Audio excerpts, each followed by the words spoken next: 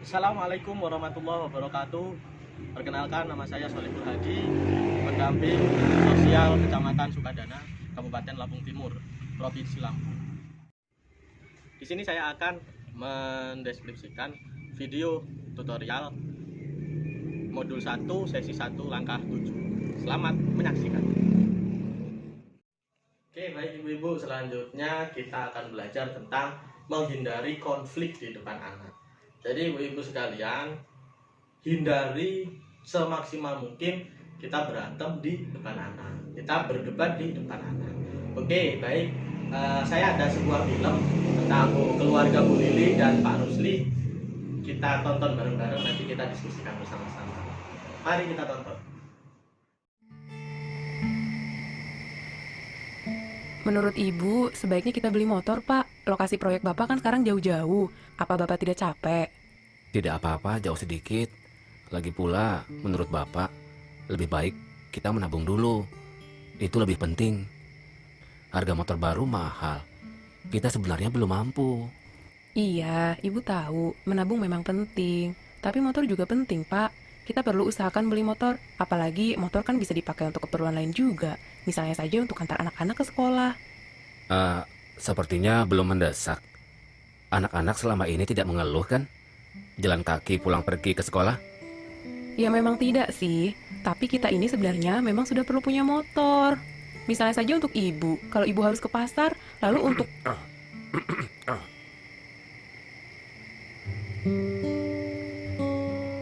Kita lanjutkan saja diskusinya nanti ya, Bu. Kalau anak-anak sudah tidur.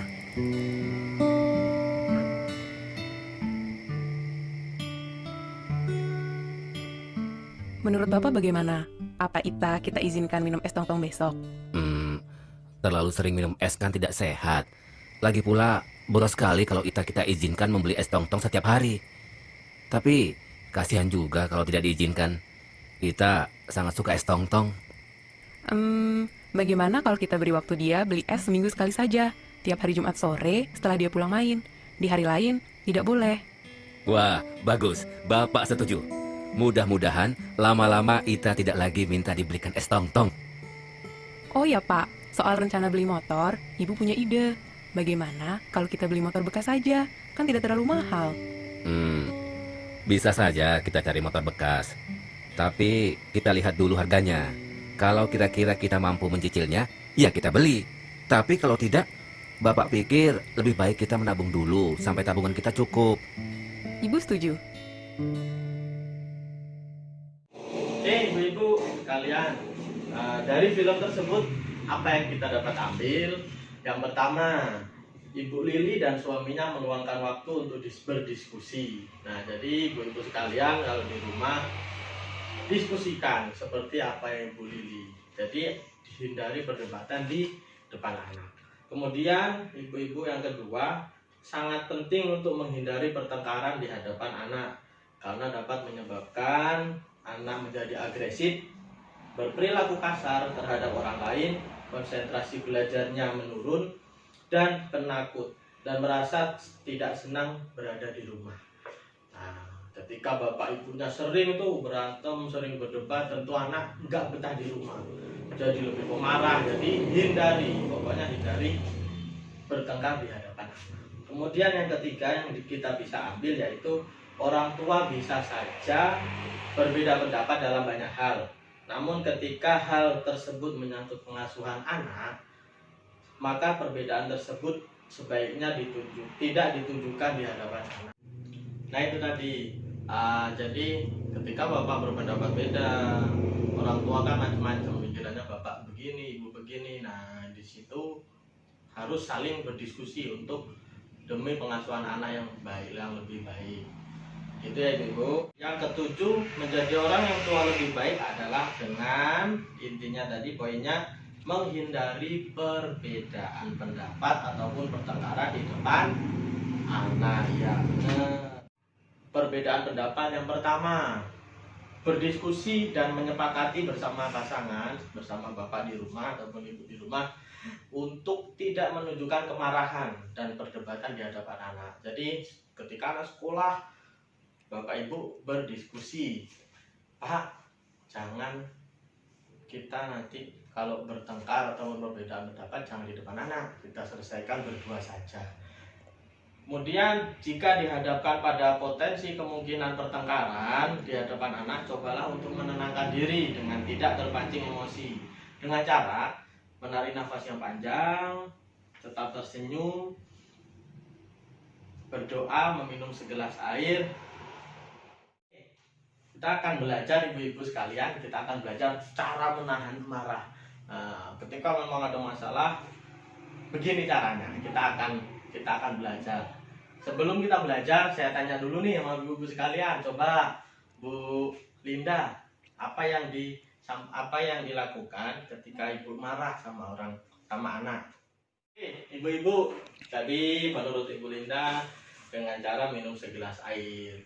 Oke, selanjutnya ada yang lain, mungkin siapa yang belakang? Ibu Desi. Apa yang Ibu Desi lakukan ketika Ibu Desi pulang dari pasar, terus kemudian melihat anak terus pengen marah? Nah, apa yang Ibu lakukan?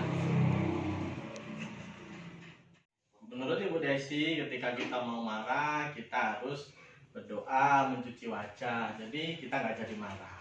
Baik, ibu-ibu sekalian, begitu kira-kira saya ada tips untuk kita supaya tidak gampang marah.